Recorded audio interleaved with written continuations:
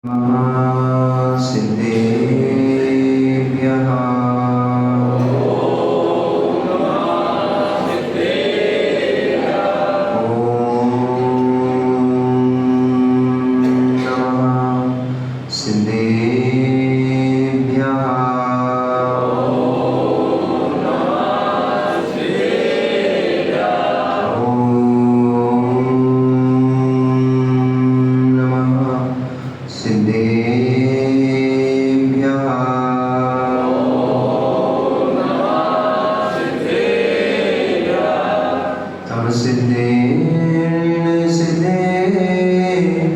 संयम सिद्धे चरित्र सिद्धया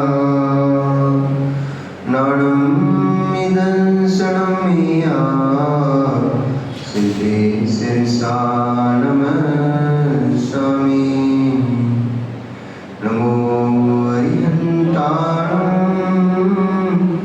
नमो सिद्धाणं नमो आयियाणं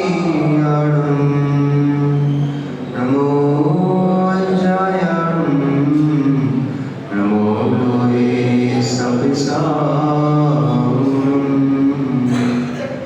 जय बोलिए अनंत अनंत करुण सत्य परमेश जी भगवान की जय बोलिए अनंत अनंत 24 तीर्थंकर भगवान की देवादेवी खजानन नायक श्री पार्श्वनाथ भगवान की आचार्य भगवंत कुंद कुंद देव की परम पूजनीय चर्या श्रवण अध्यात्म योगी आचार्य बलदेव श्री विशुद्ध सागर जी महाराज की अहिंसा मई विश्व जैन धर्म की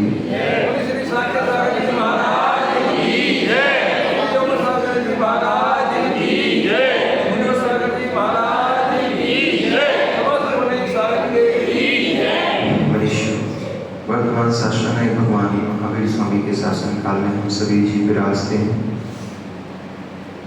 महावतारक प्रमोद श्रवण उन भगवान वर्तमान स्वामी की मुखकमल से निश्चित भगवत मजिलवाणी का हम सभी भवजीव करुणांजलि से पान कर रहे हैं। यह वाग्वादिनी यह भगवती मजिलवाणी सभी जीवों का कल्याण करे, सभी जीवों का मोक्ष मार्ग प्रशस्त करे।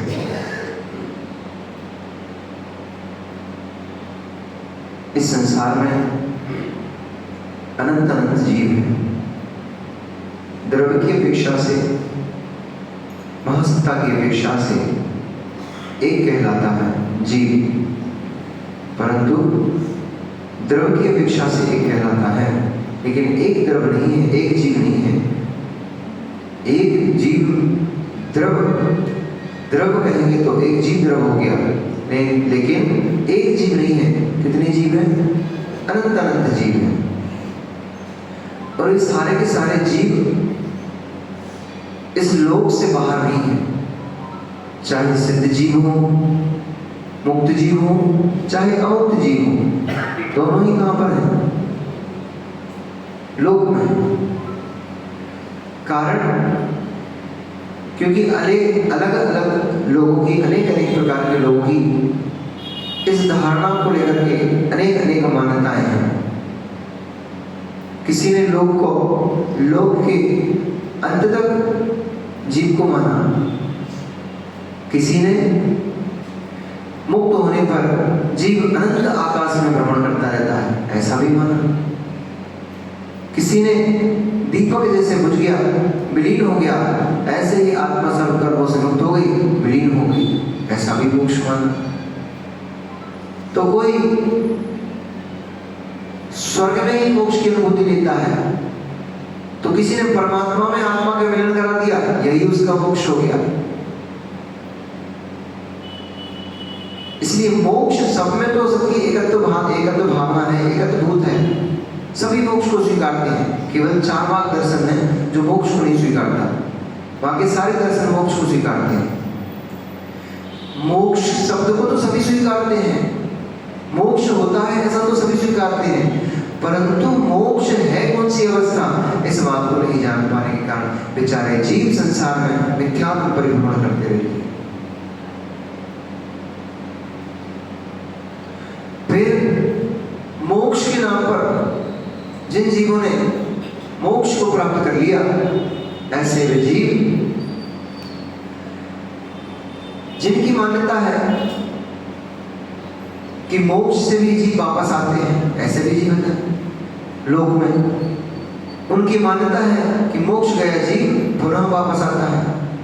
कई कल्प काल व्यतीत हो जाएंगे, बीत जाएंगे, तब एक समय आएगा जब संसार में गहन पाप पड़ जाएगा, अत्याचार अनाचार फैल जाएगा, तब पुनः परमात्मा जन्म लेगा और जन्म लेकर के संसार में धर्म के कार्य का प्रवर्तन करेगा, धर्म को फैलाएगा।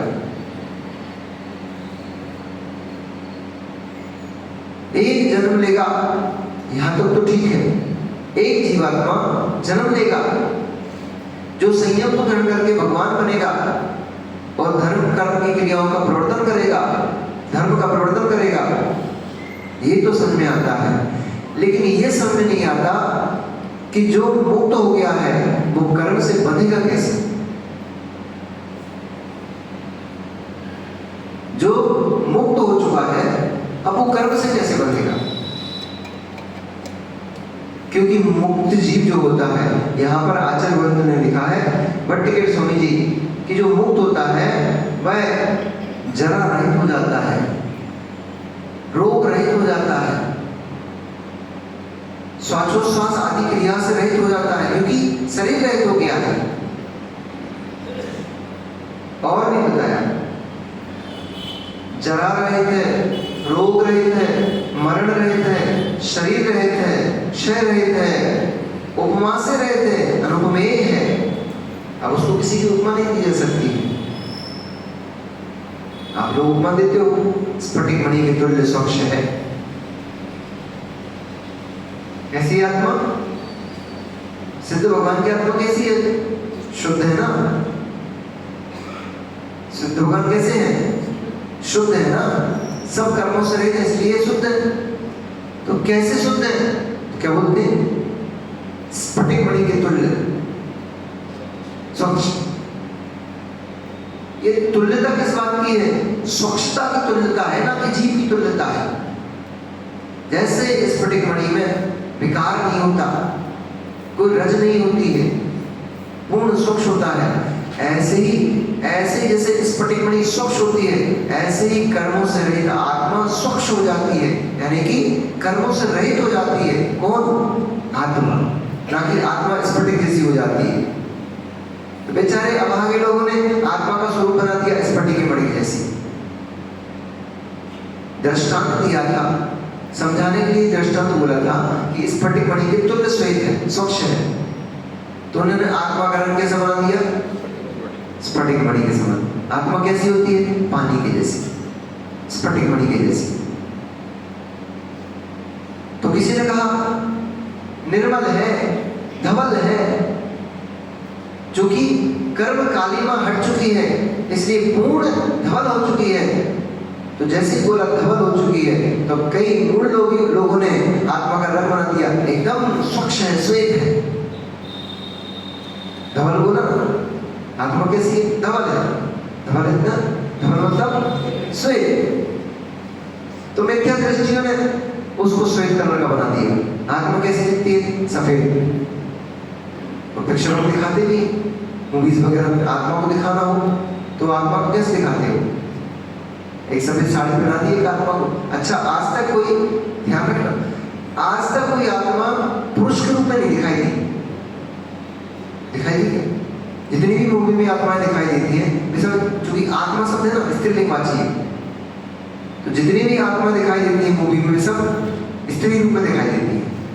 बड़े बड़े बाल फैला दिए और सफेद साड़ी पहना दी, उसको सफेद कलर की कर दी और हाथ में एक दीपक पकड़ा दिया और रात के अंधेरे में गाती चली जा रही है, गुमनाम है कोई।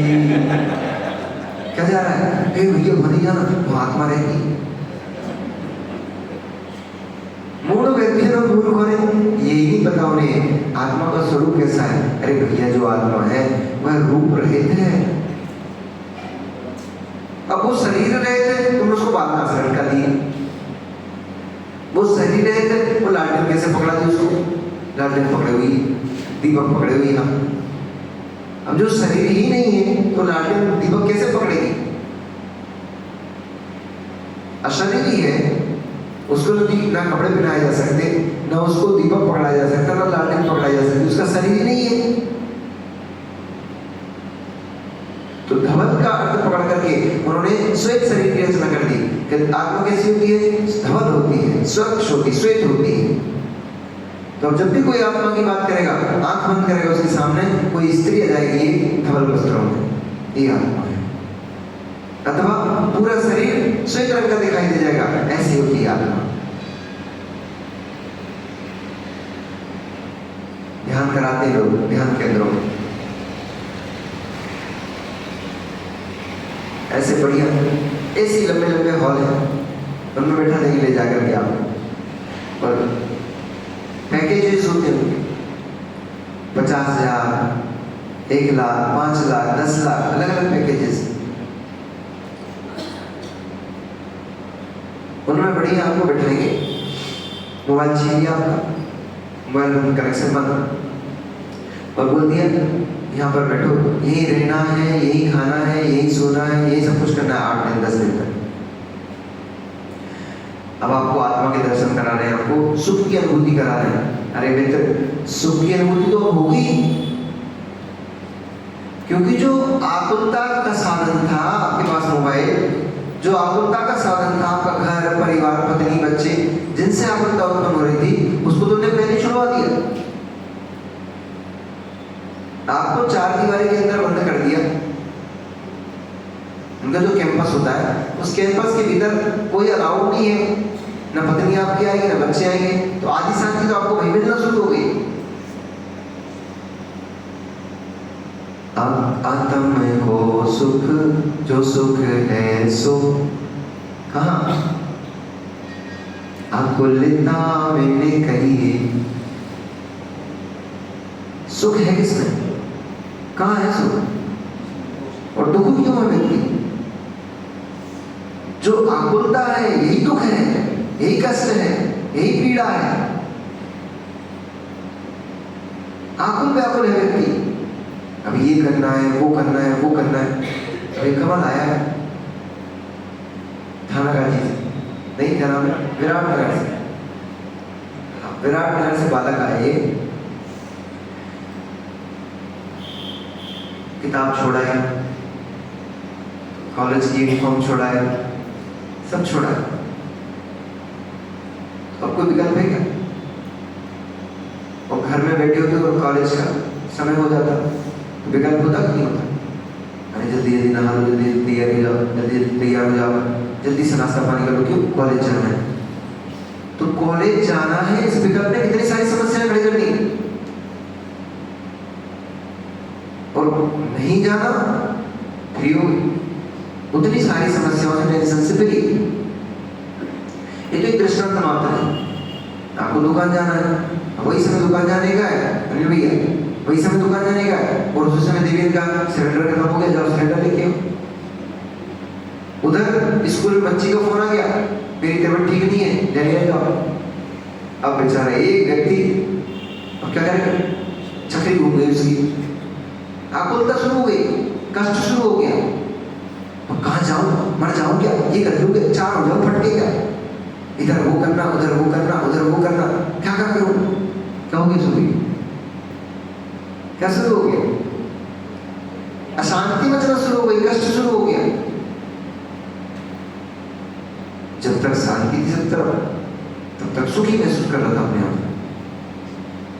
जितने भी दुख हैं भैया, जितने भी कष्ट हैं, जब तक ये शरीर लगा रहेगा तब तक जीव सुखी नहीं हो सकता है। सारे के सारे कष्ट, सारे के सारे दुख तब तक हैं जब तक ये शरीर है। तो एक महात्मा जी चले, उन्होंने प्रवचन सुन लिया कि जब तक शरीर है तब तक सुख है, अपन शरीर को रेस्ट कर दे रहता। उन्होंने उठाया रस्सी का फंदा, वो कह रहे फंदा फंसा ले रहे, मर जाएंगे तो शरीर नहीं बचेगा। अरे पागल आदमी, ये शरीर मर जाएगा, ये शरीर निकल जाएगा, इस शरीर से आत्मा दूर हो जाएगी, तो अगला शरीर नहीं मिलेगा क्या? बिना शरीर के आत्मा रहती है क्या? एकम दो त्रिकवा कहा अचल ने सूत्र दिया, एक समय, 2 समय, 3 समय तक ये आत्मा बिना शरीर के रह सकती है। 4थे समय में नियम से किसी न किसी शरीर में उसको प्रवेश करना ही पड़ेगा, नहीं अपना कोई ना कोई शरीर बनाना ही पड़ेगा। 3 समय से अधिक कोई भी जीव बिना शरीर के रह ही नहीं सकता है। बोले महाराज जी मर के भूत बन जाते हैं, भूत बिना शरीर के घूमते रहते हैं, सही है ना? नहीं रहते। अम्मा बहुत परेशान करते रहते हैं, कुछ भी हुआ जा उनके भूत लग गए, बाहर की हवा लग गई, बाधा लग गई। अरे ऐसे भूत ऐसे परेशान नहीं करते, वो पागल थोड़ी हो। उनका बहुत विशाल वैभव होता है, उनकी बहुत सारी सुख सुविधाएं होती है उनके पास। ऐसे फालतू नहीं लगते, किसी के आगे पीछे नहीं घूमते, हो अपना सुख का भोगन करते हो, अपने अपने स्थान पर रहते हैं। हाँ कोई व्यवधान उत्पन्न हो, कोई उनकी अवज्ञा करे, अभिनय करे, उनके स्थान पर कोई मचा किया जाए, गंदगी कर किया जाए, तो जरूर कभी कभार कोई बुद्ध बेहतर परेशान करने लग जाता है। नहीं तो ऐसे जनरली नहीं करते, वो भी अपने सुख में सुखी रहते हैं, भोगते रहते हैं, घूमते फिरते रहते हैं। उनको क्या मतलब पड़ा तुम कहाँ आ रहे हो, कहाँ जा रहे हो, क्या कर रहे हो, उनको क्या मतलब पड़ा है, करो।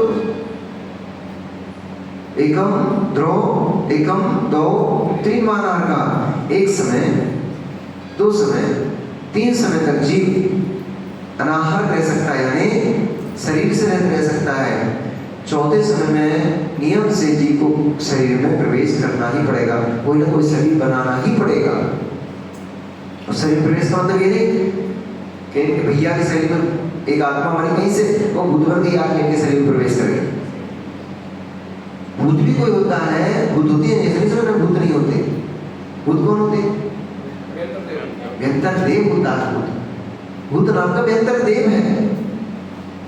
व्यंतरा किन्नर किंपुरुष गंधर्व महोरग यक्ष राक्षस भूत पिशाच। भूत पिशाच गंधर्व यक्ष राक्षस, ये सब व्यंतर देवों के जातियां हैं। तो भूत तो होते हैं, लेकिन भूत अशरीरी नहीं होते हैं, भूत भी सशरीरी होते हैं। देवों का भी अपना शरीर होता है, वैक्रिक शरीर होता है उनका। उस वैक्रिक शरीर को छोटा बड़ा कर लेते हैं, अनेक रूपों में परिवर्तित कर लेते हैं। ये तो अपन स्वीकारते हैं। जैन दर्शन में भूत स्वीकार किए गए हैं, राक्षस व्यंतर सब स्वीकार किए हैं, देव होते हैं, परंतु अशारीरिक भूत को स्वीकार नहीं किया गया कि मर करके कोई आत्मा भूत बन गई और वो शरीर के बिना घूम रही है। ये नहीं स्वीकार किया, ये नहीं हो सकता। 3 समय के अंदर अंदर अगर भूत भी बनेगी तो 3 समय के अंदर अंदर उसे बैक्टीरियक शरीर प्राप्त करना ही पड़ेगा। 4 समय के अंदर 3 समय मैक्सिमम, 4थे समय में उसको शरीर ग्रहण करना ही पड़ेगा। इसलिए कोई भी जीव बिना शरीर के तो रहता ही नहीं संसार में। चाहे भूत व्यंतर भी होगा, वो भी बिना शरीर का नहीं होता, उसका भी अपना शरीर होता है, दैव शरीर होता है उसका, वैक्रिक शरीर होता है उसका। उस वैक्रिक शरीर से ही वो गमनागमन करता है। ऐसी ऐसी खोटी मान्यताएं जीवों की है, जो कि अभी महाराज मूर्ता बता रहे थे। ऐसी ऐसी मूर्ताओं में जीव जी रहा है जिनके कोई सर पैर ही नहीं है, फिर भी जी जा रहे हो, क्योंकि भयभीत है, डरा बैठा है। सबसे ज्यादा भयभीत व्यक्ति किससे होता है? किससे होता है भाई? सबसे हर्ष, सबसे ज्यादा भय किस बात का होता है? सबसे ज्यादा भय आदमी को धर्म से होता है। गलत बोल रहा हूं? एकदम सही बोल रहा हूं, अभी समझा जाएगा। मुकेश भैया, सबसे ज्यादा भय किस बात से होता है व्यक्ति? सबसे ज्यादा भयभीत धर्म के नाम पे होता है व्यक्ति। तो भैया हम थाली हारत है, कुछ होगा तो नहीं, ये हम ऐसे चढ़ाते हैं, कुछ गलती नहीं, कुछ होगा तो नहीं। उनका बाबा जी आ गए, उनका ऐसा कर रहा है, नहीं कर रहे, तो अभी यार बस करता हूँ, नहीं कर दे रहा हूँ। धर्म के नाम पे सबसे ज्यादा भयभीत घूम रहा है व्यक्ति, कुछ हो ना जाए, कुछ कर ना दे। अरे क्यों भयभीत होते हो, क्यों डरते हो? कर्म सिद्धांत को नहीं समझते हो, इसलिए भय लगता है। ऐसे भैया जिसको कर्म सिद्धांत का पता है, वो संसार में किसी से भयभीत नहीं होता। तो क्या कर पाएगा? अगर मेरा ही साता वेदनी कर्म उदय में आएगा, मेरा ही कर्म होगा, तो तेरे मंत्र तंत्र काम कर पाएंगे। वो मेरा कर्म उदय ही नहीं होगा, मेरा अशांता अशुभ कर्म उदय में नहीं आएगा, तो तू मंत्र नहीं, तू कुछ भी कर दे, कुल्हाड़ी चला दे, तो भी कुछ नहीं होगा मेरा। और ऐसा देखा गया, अभी रक्षाबंधन की कथा सुना होगा। उस कथा में 4 मंत्रियों ने मिलकर के एक मुनिराज के ऊपर एक साथ तलवार से प्रहार किया। क्या कर पाए? तलवार का काम क्या होता भैया? तलवार का काम क्या होता है? मारना, शरीर का छेदन भेदन कर देना। तलवार का काम तो ये होता है ना। परंतु कसाई तलवार उठा तो पाया, चला तो पाया ऊपर, पर शरीर के टुकड़े कर पाया क्या? क्यों नहीं कर पाया? तलवार का काम तो छिन्न भिन्न करना है ना, काटना है ना, फिर क्यों नहीं काट पाई तलवार? क्योंकि पुण्य जीव का काम कर रहा था। यक्ष ने आकर के वही उनको वैसे का वैसा किलिंग कर दिया। पुण्यात्मा जीव का बाल भी मांगा नहीं हो सकता। कितने शत्रु खड़े हो जाए। मिलो सीता के जीव से राम ने अग्नि परीक्षा के लिए अग्नि को घुसा दिया, जाओ अग्नि में प्रवेश करो। और कैसी अग्नि जलाई थी? अब राम कथा मैं बताऊंगा कैसी अग्नि जलाई थी। 26 तारीख से राम कथा शुरू होने वाली है। अपने यहाँ कर लेना, अपने सबको प्रचार प्रसार कर लियो, सबको बता देना कि जिन जिन को वास्तव में रामचंद्र जी का स्वरूप समझना है, वास्तव में राम के बारे में, राम के व्यक्तित्व के बारे में वास्तव में जानना है, सही सही जानना है, चाहे जैन हो चाहे अजैन हो, सभी आकर के इस हॉल में बैठे, ताकि जो मिथ्या मान्यताएं लोगों में बहुत सारी पड़ी हुई हैं, उन मिथ्या मान्यताओं का निरसन हो और रामचंद्र जी के, हनुमान के, सुग्रीव के, बाली आदि आदि जितने भी कैरेक्टर्स हैं, रावण आदि, सभी के यथार्थ स्वरूप को जान सकें। वो वास्तव में घटना क्या घटी उसको वास्तविकता में जान पाओ। क्योंकि बहुत सारी घटनाएं ऐसी हैं जो हमारे दृष्टिपटल पर पड़ी हुई हैं और वो मिथ्यात्व है, गलत है। इसलिए अब जब काफी सारे लोगों की और डिमांड हो रही है, शुरू काफी सारे लोगों की इच्छा थी कि महाराज जी राम कथा करी जाए यहाँ पे, ताकि सब लोगों को रामचंद्र जी का स्वरूप पता पड़े। तो 26 तारीख से यहाँ पर राम कथा सुबह इसी प्रवचन के समय में अपन वाचना के रूप में यह पद्म पुराण जी ग्रंथ लेंगे, जो कि राम कथा के ऊपर आधारित है। उस राम कथा को पद्म पुराण जी ग्रंथ से अपन यहाँ पर करेंगे। तो ये मिथ्या मान्यताएं बहुत सारी हमारे मस्तिष्क में पड़ी हुई हैं, जिनके कोई सर पैर नहीं है, उनमें हम अपना जीवन जीते चले जा रहे हैं। हमें पता ही नहीं है कि यथार्थता क्या है, हम अज्ञानता में जीवन जिए चले जा रहे हैं। बौद्ध से पूछा मुक्त हो गया आत्मा का क्या होता है? उन्होंने भी मोक्ष को माना कि जीव तपस्या के द्वारा मुक्त होता है, मोक्ष को प्राप्त करता है। तो उनसे पूछा मोक्ष में क्या होता है? तो मोक्ष में बोला सब प्रकार का सुखों का भोगन करती हुई आत्मा कहाँ जाती है? बोले जैसे दीपक जल रहा था, प्रकाशित था, बुझ गया, विलीन हो गया। उन्होंने आत्मा के विलीनीकरण कर दिया, आत्मा ही विलीन कर दी। अब जब आत्मा विलीन ही हो गई तो फिर सुख कौन भोग रहा है? आत्मा जब विलीन ही हो गई, अस्तित्व ही खत्म हो गया, अब सुख कौन भोगेगा? और फिर ऐसे विलीनीकरण जब विलीन हो जाएगी आत्मा, तो फिर हम पागल कहलाए। इतनी मेहनत करके तपस्या करके, रात दिन एक करके तपस्या की और तपस्या करके मोक्ष को प्राप्त किया, और मोक्ष में क्या हो गया? आत्मा गायब हो गई, विलीन हो गई। तो ऐसे मोक्ष का क्या मतलब? फिर तो आदमी संसार में अच्छा है, कम से कम खा रहा है, पी रहा है, जी रहा है, भोग रहा है सब चीज, वो अच्छा कि आत्मा का विलीन नहीं करना अच्छा? किन्हीं मिथ्या दृष्टि में किन्हीं नहीं मान लिया कि आत्मा का परमात्मा में मिलन हो जाता है, उनने नदियां को समुद्र में मिला दिया। अब जब नदी समुद्र में मिल गई, गंगा नदी जाके कहाँ मिल जाती है? समुद्र में मिल जाती है। यमुना नदी जाके कहाँ मिल जाती है? समुद्र में मिल जाती है। समुद्र में जब उसका प्रवेश हो गया तो कौन कहता है गंगा बह रही है? कौन कहता है यमुना बह रही है? कौन कहेगा कावेरी बह रही है? क्या कहेंगे? यानी हमारी आत्मा का अस्तित्व ही खत्म हो गया। गंगा नदी का अस्तित्व खत्म हो गया ना समुद्र तक जाने के बाद, समुद्र में मिलने से गंगा नदी का अस्तित्व खत्म। ऐसे ही मैं परमात्मा में जाकर मिल गया, इतनी तपस्या की, इतना सब त्यागा, और त्याग करके जाके हम परमात्मा मिल गए। हमारा अस्तित्व क्या बचा? अब जो सुख हो गए वो विचरण हो गया ना उसमें, मैं तो उसमें मिल गया। तो लोगों ने बेचारे आत्मा को परमात्मा में मिला करके उसको विलीन कर दिया। एक आत्मा, एक जीव, एक परमात्मा को खड़ा कर दिया, शेष को सभी को उसी के अंग बना दिया।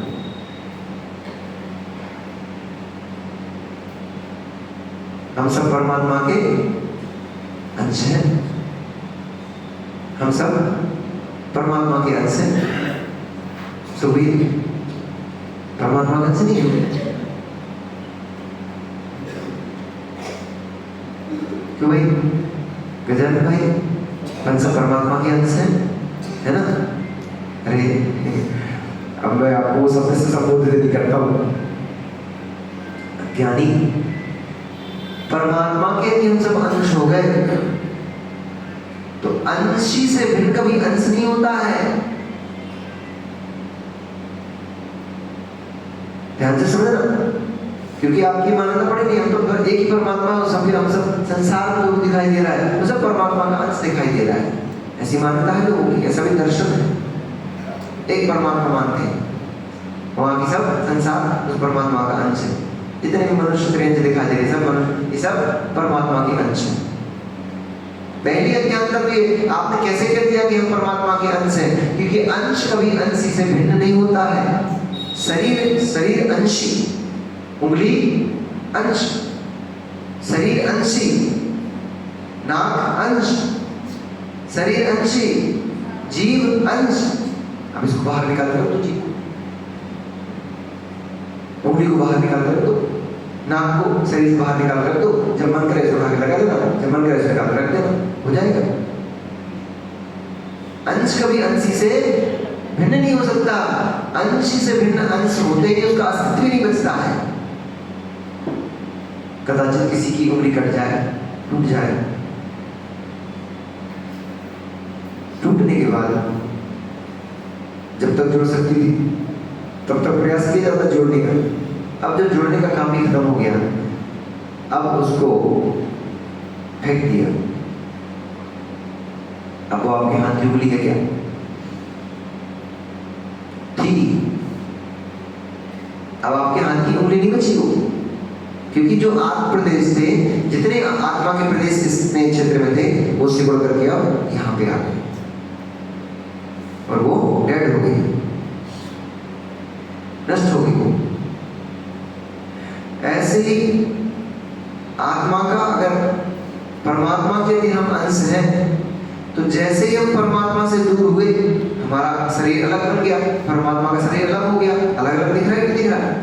तो अंश जैसे अंशी से अलग हो गया, अब उसका अस्तित्व अंशी में बचेगी। तो हमारी गाड़ी कैसे चल रही है? संसार में चल कैसे पा रहे हैं, अपने कार्य कैसे कर पा रहे हैं? क्योंकि हमारी जो आत्मा थी परमात्मा वाली, वो परमात्मा की आत्मा हो सकते, जैसे भिन्न भिन्न हो गए हम, वैसे ही आत्मा परमात्मा में चली गई हमारी पूरी। अब हम तो बिना आत्मा के हो गए, बिना आत्मा के मनुष्य कैसे चलते दिखाई दे रहा है? पहला प्रश्न।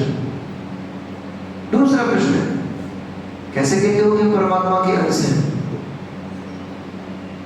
भैया उंगली में चोट लगती है तो केवल इतनी उंगली को दर्द होता है कि उसकी पूरा सर्वांग में होती है? उसका जो वेदन होता है, पीड़ा होती है, वो सर्व को पूरे शरीर में महसूस होती है या केवल इतनी उंगली में होती है? जोर से बोलो। हाँ? सारे शरीर में होती है? एक बार फिर से पूछ लेता हूँ। हाँ? वही तो वेदन मतलब महसूस ही होता है। वेदन मतलब महसूस, वेदन का मतलब महसूस ही होता है। वेदना तो उंगली टूटने पे, उंगली के कटने पे वेदना केवल उतने स्थान पे होती है कि पूरे शरीर में, पूरे में सर्वांग में होती है? अम्मा बोलो जल्दी से, उनसे नहीं पूछना, आप अपने दिमाग से बोलो, सही तो हम बता देंगे। उंगली में होती है। हाँ, फिर जब उंगली कटती है तो आँख क्यों होती है? सुनना ध्यान से, जब उंगली कटती है, उंगली चोट लगती है तो आँख में से आंसू क्यों आता है? ऐसे क्यों करते हो? जी ऐसे क्यों कर रही है? पैर क्यों उछलते हैं? चोट जब उछल जाती है, ऐसे पैर ऐसे करते, हाथ ऐसे करते, जीभ करती, ऐसा क्यों हो रहा है? यही वेदन होना चाहिए ना, उतने में पीड़ा होना चाहिए, परंतु उस पीड़ा का वेदन सर्वांग में क्यों हो रहा है? क्योंकि आत्म प्रदेश जो होते हैं वे केवल एक स्थान पर नहीं होते हैं। पूरा जो शरीर है, पूरे शरीर में एक ही आत्मा फैली पड़ी है। कहीं भी चोट लगेगी, वेदन पूरी आत्म प्रदेशों में सम नहीं होगा। जीव ने टेस्ट किया, रोमांचित पूरा शरीर क्यों होता है? आप भोजन करते हो, मुंह में गया, मुंह में जाते पूरा शरीर रोमांचित हो जाता, आनंद आ गया। तो सारे शरीर को आनंद थोड़ी आना, मुंह को आना चाहिए आनंद, अकेले जीभ को आना चाहिए? ऐसा नहीं होता, क्योंकि सर्व अंश अंशी एक साथ है। अंशी से फिर कोई भी अंश नहीं होता है। इसलिए उंगली को अगर पीड़ा होगी तो सर्वांग में उसका वेदन होगा। मुख से भी हम कोई अच्छी वस्तु को टेस्ट लेंगे, सर्वांग में उसका वेदन होगा, रोमांच सर्वांग में होगा। अब मैं मुख्य उद्देश्य पे चलता हूँ। ये तो दृष्टांत दिया मैंने आपको, क्योंकि मुझे परमात्मा से तुम्हें भिन्न करना है। ऐसे लोगों की मुखोटी मान्यता लगी बैठी हुई है कि हम तो परमात्मा के अंश हैं, उन्हीं ने हमें पैदा किया है, उनको मुझे आपसे अलग करना है। जैसे चोट लगने पर उसका वेदन सर्वांश में हो रहा था, अब मिलना भैया, अंशी उंगली, अंश अंशी, अंश उंगली, अंश। और जब अंश में चोट लगी तो अंशी को तकलीफ हुई कि नहीं हुई? यहाँ भूख से एक व्यक्ति तड़प रहा है, बेचारा भिखारी, उसके शरीर में फफोले पड़ गए हैं, पीड़ा हो रही उसको। उस पीड़ा का वेदन परमात्मा को होना चाहिए कि नहीं होना चाहिए? यदि हम उसके अंश हैं तो होना चाहिए कि नहीं होना चाहिए? होना चाहिए, क्योंकि अंश से अंश ही अलग नहीं होता। चोट उंगली में लगी, अंश में चोट लगी ना, तो अंशी को भी वेदन हुआ। तो इस अंश को, भगवान का अंश है ना ये व्यक्ति, तो इस अंश को पीड़ा है, तो उस पीड़ा का वेदन उस अंशी रूप भगवान को होगा कि नहीं होगा? बोलो। तो फिर भगवान दुखी हो गया, अरे भाई यदि रोएगा तो फिर भगवान भी रोएगा वहां पे। क्यों? अंशी है, वो अंशी है, हम अंश है। अनिल भाई विवाह करेगा तो विवाह के पढ़ने में वो परमात्मा भी बनेगा, क्योंकि एक उंगली से के साथ जोड़ी होती है, रिंग उंगली में पहनी जाती है, फेरे पांव देते हैं, विवाह तो पूरे शरीर का ही होता है।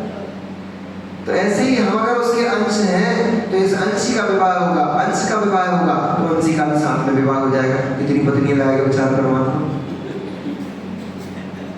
पूरा संसार में जितनी स्त्रियां सब उसकी पत्नियां होंगी। अब ब्रह्म हो गया, फिर तुम्हारा परमात्मा कैसा? फिर प्रश्न पूछेंगे, कैसा तुम्हारा परमात्मा? घोर अब्रह्मचारी पापी, एक बार ब्रह्म के सेवन में 9 करोड़ जीवों की हत्या होती है। तुम्हारा पतना परमात्मा तो इतने सारी स्त्रियों के साथ ब्रह्म सेवन करता है, कभी एक समय भी रहते ही नहीं है बिना अब्रह्म के। क्यों? अरे कोई ना कोई कभी ना कभी तो ब्रह्म का सेवन कर ही रहा होगा, त्रिंच कर रहा होगा, मनुष्य कर रहा होगा, देव कर रहा होगा, सभी अंश है। तो हमारा परमात्मा दिन का 24 घंटे अब्रह्म में भी डूबा रहेगा। बहुत सारी समस्या खड़ी हो जाएंगी। इसलिए कोई परमात्मा के हम अंश नहीं है। जीव द्रव्य है, जैसे परमात्मा जीव द्रव्य है वैसे हम जीव द्रव्य हैं, द्रव्यत्व की अपेक्षा से एक होते हैं। अब ये कहानी शुरू कहां से हो गई कि हम सब परमात्मा के अंश हैं? ये कहानी ऐसे शुरू हो गई, प्रश्न किया गया, जीवत्व में एकत्व, कल अपना विषय चला था ना, कभी अनेक में एक देखो, एक में अनेक देखो, एकत्व में अनेकत्व, अनेकत्व में एकत्व। अपन तो जैन है ना, हमारे पास सारी विद्या है, क्योंकि हम अनेकत्ववादी है ना, इसलिए हम सारी विद्या जो लगा लेते हैं। तो बोलो एक परमात्मा, हाँ एक परमात्मा होता है। कैसे एक परमात्मा होता है? अभी तो हम कर रहे थे, एक ही परमात्मा होता है। कैसे होता है? सिद्ध अवस्था में सभी के गुण एक जैसे होते हैं।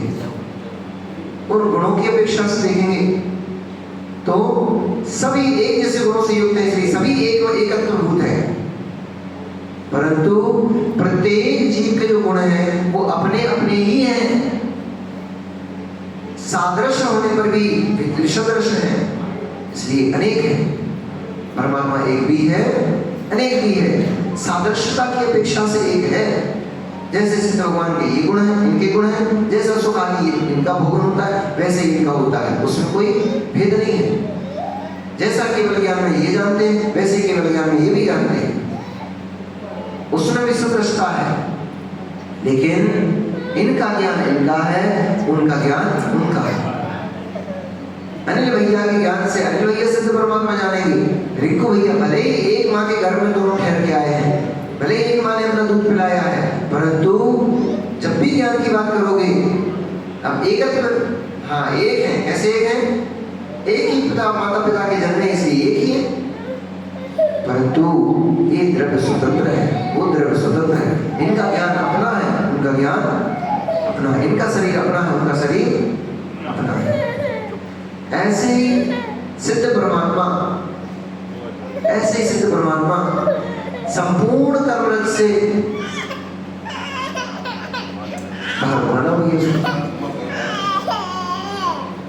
संपूर्ण कर्मरत से सभी सिद्ध परमात्मा रहित हैं, एकत्व है। सभी परमात्मा 8 कर्मों से मुक्त होते हैं, सभी सिद्ध परमात्मा 8 कर्मों से मुक्त होते हैं, एकत्व है। वे भी 8 कर्मों से मुक्त है, ये भी 8 कर्मों से मुक्त, एकत्व है।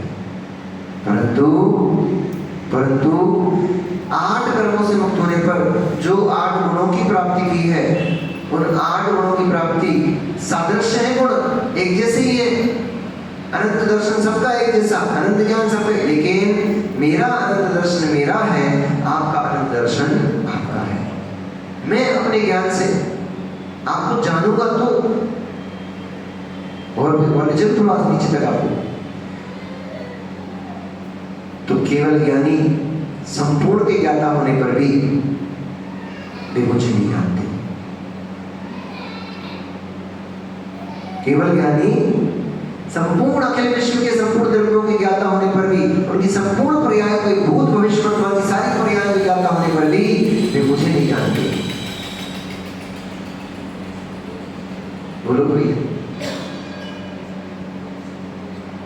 फिर बोलूं क्या? अभी तक तो हमने ये पढ़ा है, महाराज जी आप ही कितनी बार बता चुके, केवल ज्ञानी संपूर्ण विश्व को, संपूर्ण जगत को जानते हैं, उनके सब द्रव्य, सब गुण, सब पर्याय सबको जानते हैं। सर्व गुण पर्याय, सर्व द्रव्य पर्यायशु केवलस्य। तत्वार्थ सूत्र पढ़ लेना, 3 बजे से शुरू करेंगे, ठीक है? 26 तारीख से अजय ये सबको तत्वार्थ सूत्र पढ़ा देंगे अच्छे से। सर्व द्रव्य पर्यायशु केवलस्य, केवल ज्ञान में संपूर्ण जगत के जितने भी पदार्थ हैं सबके द्रव्य गुण पर्याय सब जानता है। और अभी आप कह रहे मुझे जानते नहीं, तो तुम द्रव्य से अलग हो क्या? नहीं, हम भी द्रव्य ही, जीव द्रव्य है, शरीर पुद्गल द्रव्य है, पर फिर भी वे मुझे नहीं जानते।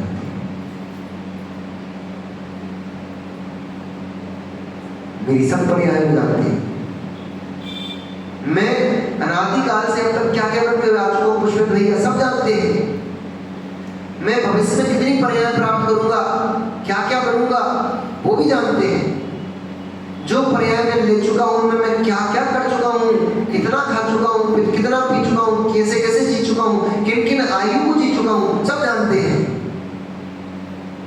भविष्य में जो पर्याय मेरी आने वाली है, उनमें मैं क्या क्या करूंगा, कैसे कैसे करूंगा, सब जानते हैं। परंतु इस समय जो वेदन मुझे हो रहा है, जो अनुभूति मुझे हो रही है, उस अनुभूति को एक अनुभूत रूप में नहीं जानते। मेरा वेदन मुझे ही होगा, परमात्मा को नहीं हो सकता। सब कुछ जानते हुए भी शब्द द्रव्य कर्म सर्व द्रव्य पर्यायश केवल से, सब द्रव्य सब गुण सब पर्यायों को केवल ज्ञानी जानते हैं, परंतु तन्मय भूत होकर नहीं जानते। जैसा मैं अपने आप में अनुभव करता हूं, वैसा अनुभव मेरा केवल को नहीं होगा, उनका अपना होगा। इसलिए प्रत्येक द्रव्य स्वतंत्र है, हम ना परमात्मा के अंश हैं, क्योंकि अगर हम परमात्मा के अंश हो गए तो जो वेदन मुझे हो रहा है वही वेदन परमात्मा को होगा, और फिर संसार में कोई दुखी नहीं हो सकता। अभी मैंने सुख का बता दिया, परमात्मा को दुखी बना दिया। अब संसार में कोई दुखी नहीं हो सकता, क्योंकि आप बोलते हो हमारा परमात्मा परम सुखी है। जब अंश ही परम सुखी है तो उसका अंश दुखी कैसे होगा? वो भी परम सुखी होगा। संसार में कोई दुखी होगा ही नहीं, क्योंकि हमारा परमात्मा सुखी है और हम उसके अंश हैं, तो हम भी सुखी होंगे। जितना सुख उसको है उतना सुख हमें भी होगा। फिर कोई भिखारी, कोई घोड़ा, कोई गधा, कोई कुत्ता, कोई बिल्ली, कोई भूखा, कोई पेट भरा, ऐसे अलग अलग प्रकार के लोग कैसे दिख रहे हैं? अब आप बोलो ये परमात्मा की लीला है। बोलते हैं तो परमात्मा की लीला है, लीला दिखा रहा है वो। तो जो लीला दिखाता है, साई जी दूसरी बार आप बोल चुके, आज मैं आपको बताता हूँ। जो परमात्मा होता है वो लीला नौटंकी नहीं करता है। लीला करने का कार्य नटों का होता है, खेत तमाशे दिखाने वाले मदारियों का होता है। परमात्मा का काम लीला दिखाना नहीं होता है। परमात्मा लीला नहीं दिखाता, लीला कसाई दिखाता है। कसाई भाव है, मनोरंजन का भाव है। लीला कहाँ होती है? लीला कहाँ होती है? वो मंच होता है ना रामलीला का। तो जहाँ प्रदर्शन का कुछ भाव होता है, कुछ दिखाना चाहते हैं, बताना चाहते हैं, तब लीला होती है। वहां भाव ही नहीं होता है, क्योंकि परमात्मा भाव शून्य होता है। भाव कर्म अवस्थाएं हैं, भावों को उत्पन्न, परिणामों को उत्पन्न होना, ये कर्मजनित अवस्थाएं हैं। भाव पौद्गलिक होता है। भाव मन, द्रव्य मन, दो प्रकार का मन होता है। तो जो द्रव्य मन है वो पौद्गलिक होता है, भाव मन है वो आत्मा का प्रदेश है। तो जो परिणाम हमारी आत्मा में उत्पन्न हो रहा है, चूंकि द्रव्य मन पौद्गलिक है, इसलिए हमारा जो द्रव्य मन में जो भाव उत्पन्न हो रहा है वे भी पौद्गलिक है।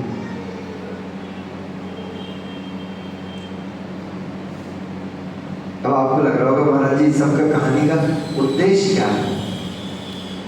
उद्देश्य इतना है, क्योंकि अपना समय हो गया, उद्देश्य इतना है कि कहीं भूल कर भी ऐसा ना मान बैठो कि हम तो परमात्मा के अंश हैं। जब समय आएगा तो परमात्मा अपने पास बुला लेगा, जब टाइम पूरा हो जाएगा तो परमात्मा हमें अपने में मिला देगा और हम मुक्त हो जाएंगे।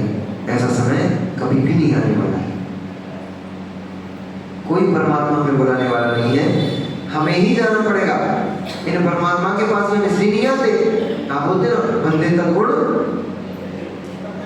बंदे तत्गुण, जोर से बोलो ना, बंदे तत्गुण। मैं इसलिए बार बार बीच बीच में सूत्र बोलता रहता हूँ, मुझे ये पता लग जाए कि आप लोगों ने तत्व सूत्र अच्छे से पढ़ा है कि नहीं पढ़ा है। बंदे तत्गुण लब्धे, पहले ही श्लोक मंगलाचरण, बंदे तत्गुण लब्धे। प्रभु मुझे तत्गुण लब्धे, आपके गुणों की प्राप्ति हो जाए। बोले तुम्हें तो कहते हो चेरी लोग कि बंदे तत्गुण लब्धे, प्रभु आपके गुणों की मुझे प्राप्ति हो जाए।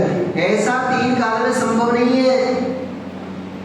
भगवान के गुण हमें आ गए तो भगवान निर्गुणी हो जाएंगे, गुणी नहीं बचेंगे उनमें, क्योंकि उनके गुण हमें आ गए। एक तवेली का दूध दूसरी तवेली में पलट दिया, अब इस तवेली में क्या बचा है? एक तपेली का दूध, तपेली आप क्या बोलते हैं? भगोनी।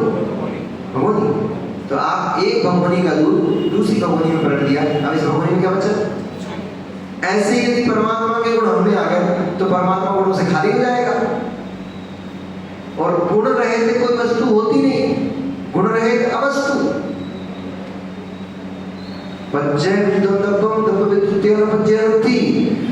द्रव्य में गुण और पर्याय ही होती है। गुण और पर्याय से रहित कोई द्रव्य नहीं होता, और द्रव्य से रहित कोई गुण पर्याय कभी होती नहीं।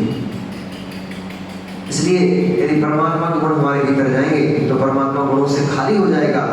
इसलिए वैसे गुण, जैसे गुण आपने प्रकट कर लिए हैं वैसे गुण मुझे मिल जाए। अभिप्राय ये है ना कि आपके गुण हमें मिल जाए। हमें मिलेगा तो तुम्हारा खाली बना हो जाएगा, फिर तुम भगवान नहीं बचोगे, भगवान के बचोगे तुम द्रव्य भी नहीं बचोगे, तुम जीव ही नहीं बचोगे। फिर हमारा भगवान जीव रहित हो जाएगा, वस्तु नहीं बचेगा, अवस्तु हो जाएगा। इसलिए ये जैन धर्म के मुख्य सिद्धांत हैं। इन मुख्य सिद्धांतों को समझे बिना सम्यक दर्शन संभव नहीं है। इसलिए एक परमात्मा जैन स्वीकार नहीं, जैन दर्शन स्वीकार नहीं किया गया। प्रत्येक जीव परमात्मा है। कैसे? गुणों की अपेक्षा से, प्रत्येक जीव शक्ति की अपेक्षा से, प्रत्येक जीव परमात्मा शक्ति से युक्त है। शक्ति की अपेक्षा से प्रत्येक जीव परमात्मा है। परंतु ऐसा ही मान करके मत बैठ जाना हम तो परमात्मा है। अभी व्यक्त परमात्मा नहीं हो, अभी अव्यक्त परमात्मा हो, शक्ति रूप परमात्मा हो, अभी अभिव्यक्त रूप परमात्मा नहीं हो। परंतु आपने शक्ति परमात्मा बनने की है। यदि आप पुरुषार्थ करोगे, मेहनत करोगे, तो जैसा परमात्मा पुरुषार्थ करके परमात्मा को प्राप्त कर गया, हम भी पुरुषार्थ करके मेहनत करके उस परमात्मा को प्राप्त कर सकते हैं। हम भी भगवान बन सकते हैं। किसी परमात्मा के यहाँ अंश नहीं है, हम किसी परमात्मा की कोई कलाकृति नहीं है, हम किसी परमात्मा की कोई संरचना नहीं है, और ना ही हम किसी परमात्मा के द्वारा इस शरीर आदि की रचना हुई है। ये सारा का सारा जो प्रक्रिया है वो कर्माधीन प्रक्रिया है। कर्मों से शरीर की रचना हुई। शुभ कर्म अशुभ कर्म से शरीरों की रचना होती है। शुभ कर्म अशुभ कर्म का फल यह जीव संसार में आकर के भोगता है, और शुभ कर्म अशुभ कर्म से अतीत जब हो जाता है तो उसी का नाम होता है सिद्ध, उसी का नाम होता है मोक्ष, उसी का नाम होता है अष्टम वसुधा।